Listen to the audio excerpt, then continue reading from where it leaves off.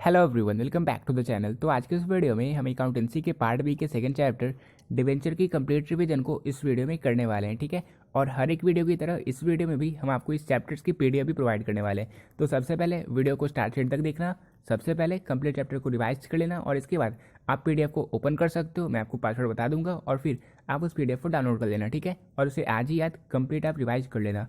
सबसे पहले हम ये देखने वाले हैं कि डिवेंचर होता है। क्वेश्चन नंबर फर्स्ट है डिफाइन अ डिवेंचर। देखो, मैं आपको बिल्कुल सिंपल लैंग्वेज में पहले बता देता हूँ। देखो, डिवेंचर हम किसे कहते हैं? ये एक रिटन इंस्ट्रूमेंट होता है। जो कंपनी होते हैं वो क्या करते हैं, दूसरे लोगों से यानी कि सर्विस होल्डर से, जो पब्लिक होते हैं उनसे पैसे उधार लेती है। अब डिवेंचर का मतलब क्या होता है? तो डिवेंचर जो होता है वो एक लैटिन वर्ड डिबेन्योर से लिया गया, जिसका अर्थ होता है उधार लेना। तो जब कंपनी उधार लेती है, जिससे उधार लेती है, वो कहलाते हैं डिवेंचर होल्डर। और ये जो डिवेंचर होता है ये एक रिटन इंस्ट्रूमेंट होता है।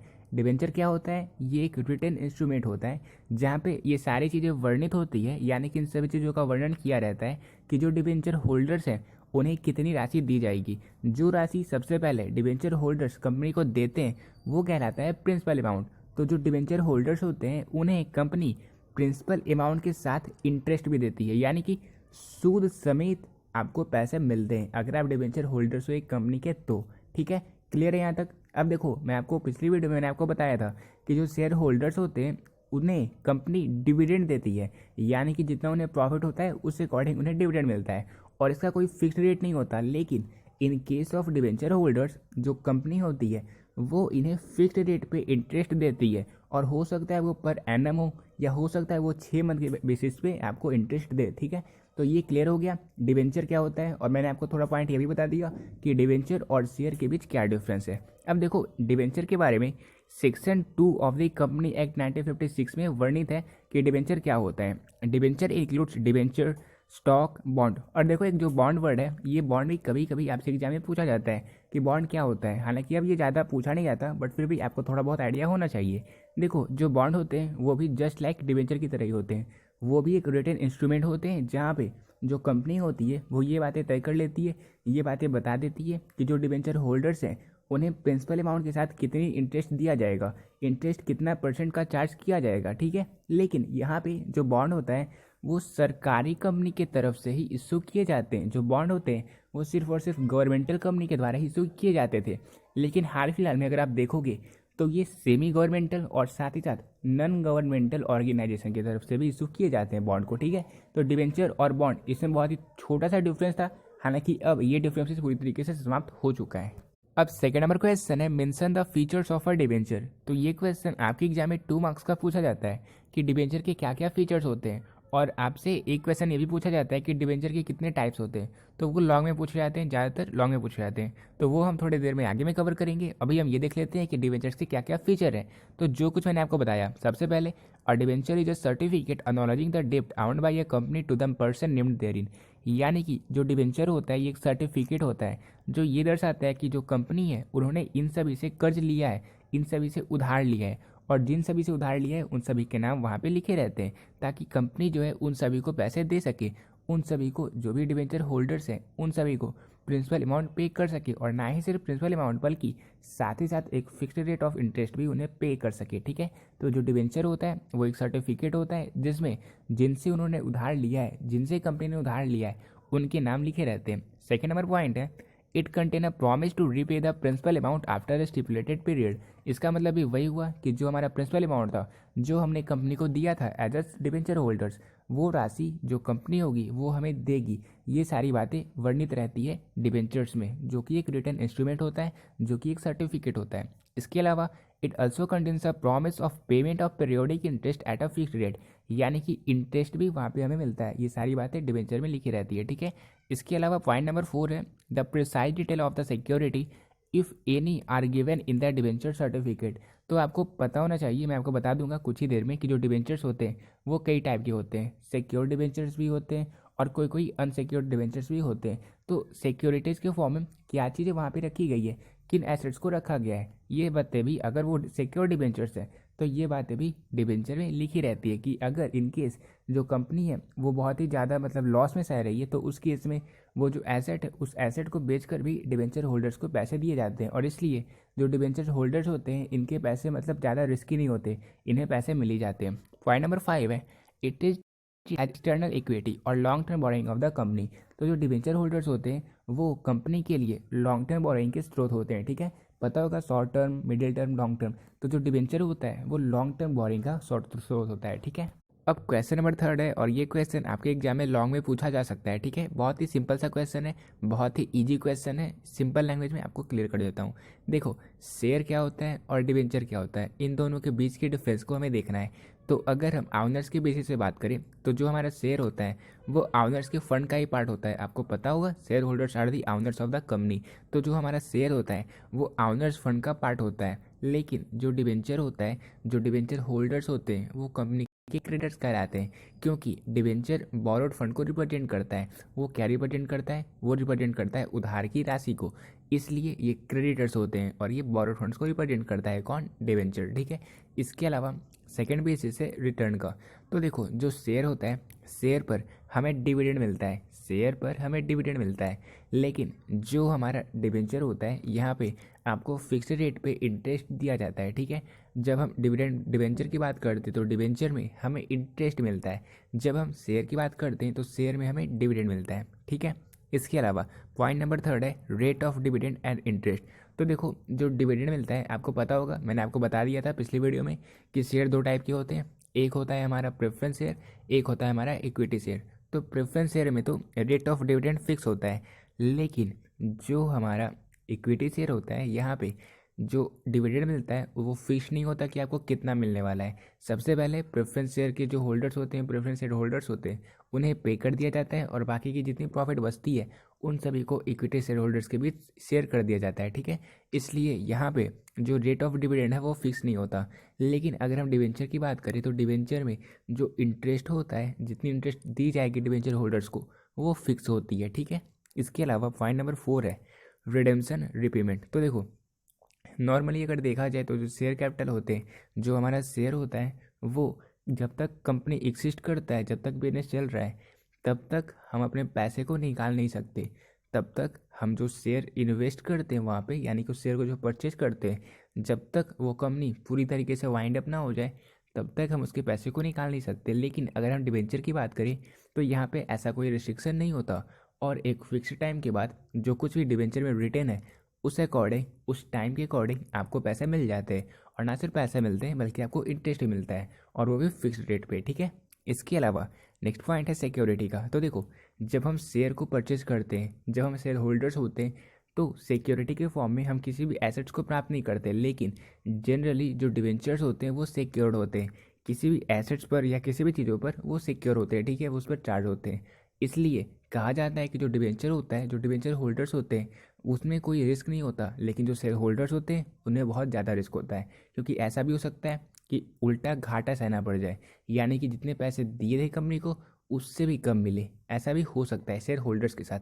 लेकिन डिवेंचर होल्डर्स के साथ ऐसा नहीं होता, उन्हें पैसे मिलने ही मिलने हैं। अगर ऐसा नहीं हो सका, अगर कंपनी लॉस में सह रही है तो उस केस में जो एसेट्स होते हैं कंपनी के उन्हें भी सेल करना पड़ जाता है ताकि डिवेंचर होल्डर्स को पैसे पे कर सके फिक्स्ड रेट ऑफ इंटरेस्ट पर। ठीक है, इसके अलावा हम कुछ और पॉइंट्स को कवर कर लेते हैं ताकि अगर एग्जाम में आप एक दो पॉइंट्स को भूल भी रहे हो तो उस केस में भी आप क्वेश्चंस को अच्छे से कवर कर पाओ, 5 से 6 पॉइंट में आंसर कर पाओ, ताकि आप 5 आउट ऑफ 5 मार्क्स उस लॉन्ग क्वेश्चन में हासिल कर सको। ठीक है, देखो, अगर हम कन्वर्टिबिलिटी के बेसिस से बात करें तो जो शेयर होते हैं उन्हें हम डिवेंचर में कन्वर्ट नहीं कर सकते। ठीक है, जो शेयर होल्डर्स होते हैं वो डिवेंचर होल्डर्स में कन्वर्ट नहीं हो सकते, शेयर को हम डिवेंचर में कन्वर्ट नहीं कर सकते हैं। लेकिन डिवेंचर को हम शेयर में कन्वर्ट कर सकते हैं, जो मैं आपको बताने वाला हूँ कि डिवेंचर कितने टाइप के होते हैं।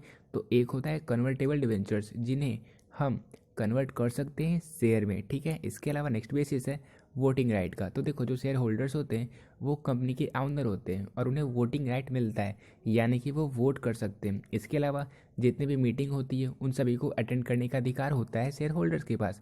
लेकिन जो डिवेंचर होल्डर्स होते हैं, क्योंकि वो क्रेडिटर्स होते हैं कंपनी के, तो कंपनी के किसी फैसले में उनका कोई हाथ नहीं होता, वो कुछ नहीं कर सकते हैं, ठीक है।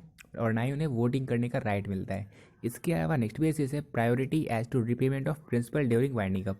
तो देखो जो डिवेंचर होल्डर्स होते हैं उन्हें शेयर होल्डर से पहले पैसे दे दिए जाते हैं। वही जो हमारे शेयर होल्डर्स होते हैं उन्हें, जो हमारे डिबेंचर होल्डर्स हैं उन्हें पैसे देने के बाद ही पैसे मिल सकते हैं। यानी कि पहले जो हमारे डिबेंचर होल्डर्स हैं हम उन्हें पे करेंगे, और अगर पैसे बचे तो उसके इसमें उसके बाद हम अपने शेयर होल्डर्स को पैसे देते हैं, ठीक है। तो ये सारे डिफरेंस होते हैं शेयर और डिबेंचर्स के बीच में। अब कभी कभी ये क्वेश्चन पूछा जा सकता है, वैसे क्लियर हो ही गया लेकिन फिर भी मैं कर देता हूँ 2 से 3 पॉइंट्स। देखो शेयर होल्डर्स और डिबेंचर होल्डर्स इन दोनों के बीच क्या डिफरेंस होता है। तो अगर हम स्टेटस की बात करें तो जो डिबेंचर होल्डर्स होते हैं वो कंपनी के क्रेडिटर्स कहलाते हैं, इनका स्टेटस एज अ क्रेडिटर्स होता है। लेकिन अगर हम शेयर होल्डर्स की बात करें तो ये कंपनी के ऑनर होते हैं, ठीक है। इसके अलावा नेक्स्ट बेसिस है रिटर्न का। तो जो डिबेंचर होल्डर्स होते हैं उन्हें इंटरेस्ट मिलता है एक फिक्स्ड रेट पे। जो कुछ भी डिबेंचर पे ऑलरेडी पहले डिस्कस कर दिया जाता है कि आपको इतना इंटरेस्ट दिया जाएगा, तो उस फिक्स्ड रेट ऑफ इंटरेस्ट पर डिबेंचर होल्डर्स को पैसे मिलते हैं। लेकिन जो शेयर होल्डर्स होते हैं इन्हें रिटर्न के फॉर्म में इंटरेस्ट नहीं मिलता बल्कि डिविडेंड मिलता है, ठीक है। और वो भी फिक्स्ड रेट पे नहीं होता। अगर प्रेफरेंस शेयर है तो फिक्स हो सकता है, लेकिन अगर इक्विटी शेयर है, अगर इक्विटी शेयर होल्डर्स है तो आपको फिक्स्ड रेट पे डिविडेंड पे नहीं किया जाता, ठीक है। इसके अलावा पॉइंट नंबर 3 है वोटिंग राइट। तो देखो जो डिबेंचर होल्डर्स होते हैं उन्हें वोट करने का अधिकार नहीं होता, लेकिन जो शेयर होल्डर्स होते हैं उन्हें वोट करने का अधिकार होता है। और अगर आप इस चैप्टर की पीडीएफ को डाउनलोड करना चाहते हो तो आप चेक कर सकते हो डिस्क्रिप्शन बॉक्स को। इसके अलावा आप कमेंट सेक्शन भी चेक कर सकते हो, वहाँ पे मैंने इस चैप्टर की पीडीएफ का लिंक को शेयर कर दिया। उस लिंक पर आप क्लिक करना, लिंक पर क्लिक करते ही आपको एक पासवर्ड को टाइप करना। फाइल का पासवर्ड है ROHIT, यानी कि रोहित आप टाइप करोगे, फिर वो जो फाइल होगा वो ओपन हो जाएगा। फिर आप उसे जब चाहो तो डाउनलोड कर सकते हो और साथ ही साथ जहाँ चाहो रिवाइज कर सकते हो, ठीक है। लेकिन आज के आज आप इस कंप्लीट पीडीएफ को अच्छे से रिवाइज कर लेना। इसके बाद एग्ज़ाम के दिन आप एक बार देख लेना, सारी चीज़ें अच्छे से रिवाइज हो जाएगी और एग्ज़ाम में आप सेम उसी तरीके से आंसर भी कर सकते हो, ठीक है। तो आप पीडीएफ को डाउनलोड कर लेना, और जब आप डाउनलोड कर लोगे तो एक बार कमेंट कर देना कि हाँ मैंने पीडीएफ को डाउनलोड कर लिया, ठीक है। इसके अलावा देखो अब जो डिबेंचर को हम इशू करते हैं तो जो जनरल नोटिस को हम करते हैं सेम उसी तरीके का होता है जिस तरीके से हम शेयर की जनरल नोटिस को करते थे, ठीक है। इसके अलावा अगर हम डिबेंचर का यूज बैंक से लोन लेने के लिए करते हैं तो उस केस में बैंक अकाउंट को हम करते हैं डेबिट और बैंक लोन अकाउंट को क्रेडिट करते हैं। इसके अलावा मैंने आपको पिछली वीडियो में बताया था कि जब हम एट पर क्या होता है, मतलब इशू ऑफ शेयर अगर हम पर पे करते हैं तो फेस वैल्यू पर अगर हम शेयर को इशू कर रहे हैं तो वो कहलाता है एट पर। इसके अलावा प्रीमियम क्या होता है, तो अगर हम फेस वैल्यू से ज़्यादा पर इशू कर रहे हैं तो वो कहलाता है प्रीमियम। इसके अलावा डिस्काउंट क्या होता है, तो अगर हम फेस वैल्यू से कम पर इशू कर रहे हैं तो वो कहलाता है डिस्काउंट। तो ये सारी चीज़ें मैंने आपको वहीं पे क्लियर कर दी थी उसी चैप्टर में। तो पिछले चैप्टर्स की वीडियो को आप लोग कंप्लीट कर लेना, ठीक है। इसके अलावा देखो अगर हम शेयर नहीं डिवेंचर को पर पे इशू कर रहे हैं और पे कर रहे हैं, यानी कि बाद में जब हम पेमेंट करेंगे तो वो भी पर पे ही करेंगे, तो वहाँ पे हम बैंक अकाउंट को सिंपली डेबिट करते हैं और डिवेंचर अकाउंट को करते हैं क्रेडिट। लेकिन अगर हम पर पे इशू कर रहे हैं और प्रीमियम पे कर रहे हैं तो उसकी इसमें बैंक अकाउंट को डेबिट करने के साथ loss on issue of debenture account को भी डेबिट करते हैं। और इसके बाद डिवेंचर अकाउंट और जो हम प्रीमियम पे कर रहे हैं प्रीमियम और रिडेम्पशन ऑफ डिवेंचर अकाउंट को हम कर देते हैं क्रेडिट, ठीक है। इसके अलावा अगर हम डिस्काउंट पर इशू कर रहे हैं और पर पे हम उसे पेमेंट कर रहे हैं तो उसकी इसमें बैंक अकाउंट और discount on issue of debenture account in दोनों को डेबिट करने के बाद हम डिवेंचर अकाउंट को सिंपली क्रेडिट कर देते हैं, ठीक है। इसके अलावा अगर हमने प्रीमियम पर इशू किया और हम पर पे पेमेंट कर रहे हैं तो उस केस में बैंक अकाउंट को करते हैं डेबिट और डिवेंचर अकाउंट और सिक्योरिटी प्रीमियम अकाउंट को करते हैं क्रेडिट। इसके अलावा अगर हमने डिस्काउंट पर इशू किया और प्रीमियम पे कर रहे हैं तो हम बैंक अकाउंट को डेबिट करने के साथ loss on issue of debenture account को करते हैं डेबिट, और फिर डिवेंचर अकाउंट और जो प्रीमियम की राशि थी प्रीमियम और रिडेम्पशन ऑफ डिवेंचर अकाउंट को करते हैं क्रेडिट, ठीक है। इसके अलावा अगर हमने प्रीमियम पर इशू किया है और प्रीमियम पर हम पेमेंट भी कर रहे हैं तो उस केस में बैंक अकाउंट को डेबिट करते हैं और इसके साथ ही साथ loss on issue of debenture account को भी करते हैं डेबिट, और debenture account security premium account and premium on redemption of debenture account को करते हैं क्रेडिट। ठीक है, तो एक चीज़ आप लोग याद रखना, अच्छे से याद रख लो कि अगर हम प्रीमियम में पेमेंट कर रहे हैं तो कौन सी एंट्रीज को कर रहे हैं, और अगर हम प्रीमियम पर इशू कर रहे हैं तो कौन सी एंट्रीज को कर रहे हैं। इसके अलावा अगर हम डिस्काउंट पर इशू कर रहे हैं, मतलब आप उस एक एक एंट्रीज को देख लो कि किस टाइम पे किस केस में कौन सी एंट्री यूज हो रही है। फिर आपको इसे रटना नहीं पड़ेगा, आप इसे अच्छे से समझ जाओगे और एग्जाम में आप बस उस केस को देखिए और उस तरीके से आप अपने डिटेल एंट्रीज को कर सकते हो। ठीक है, तो देखो अब हम लास्ट क्वेश्चन देखें। तो अब लास्ट क्वेश्चन है कि डिवेंचर कितने टाइप के होते हैं। ठीक है, देखो अगर आपसे ये क्वेश्चन लॉन्ग में पूछा जाए तो आप आंसर करना, डिवेंचर 8 टाइप के होते हैं। ऑर्डिनरी डिवेंचर, ऑर्डिनरी डिवेंचर वैसे डिवेंचर होते हैं जिन पर जो कंपनी होती है वो किसी भी एसेट को गिरवी नहीं रखती, यानी कि वो सिक्योर्ड नहीं होते, वो कहलाते हैं ऑर्डिनरी डिवेंचर। इसके अलावा मॉर्गेज डिवेंचर वैसे डिवेंचर होते हैं जिन पर कंपनी अपने एसेट को या किसी भी चीज़ को गिरवी रखती है।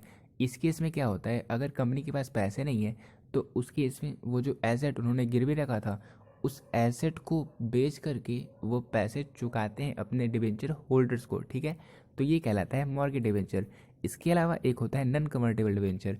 तो ये वैसे डिवेंचर होते हैं जो शेयर में कन्वर्ट नहीं हो सकते, कभी कन्वर्ट नहीं हो सकते, यानी कि डिवेंचर होल्डर्स शेयर होल्डर्स नहीं बन सकते। तो वो कहलाता है नॉन कन्वर्टेबल डिवेंचर, यानी कि ये डिवेंचर शेयर में कन्वर्ट नहीं हो सकता।